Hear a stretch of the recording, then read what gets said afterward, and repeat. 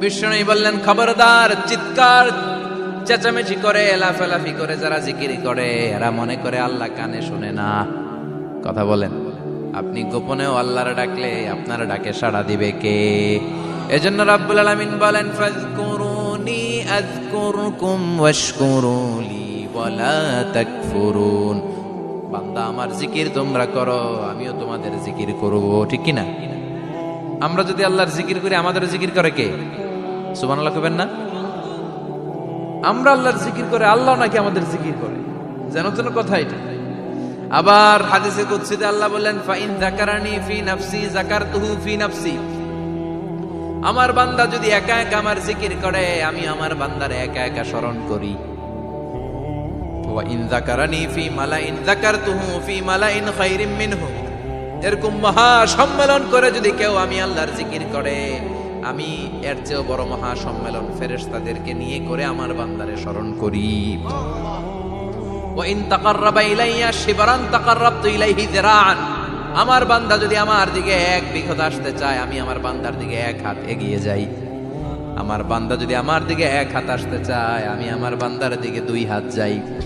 ওয়া ইন আতানি ইয়ামশি আতাইতুহু হারওয়ালা। আমার বান্দা যদি আমার দিকে হেঁটে হেঁটে আসতে চায়, আমি আমার বান্দার দিকে দৌড়ে দৌড়ে যাই। সুবহানাল্লাহ পড়েন। এজন্য বিশ্বনবী বলেন, লা ইয়াজালু লিসানুকা রাতবাম মিন যিকরিল্লাহ। আল্লাহর জিকির দিয়ে জিহ্বাটারে ভিজিয়ে রাখবা। কার কথা? চিল্লায় বলেন, কার কথা? সবসময় আল্লাহর জিকির করতে রাজি আছেন তো?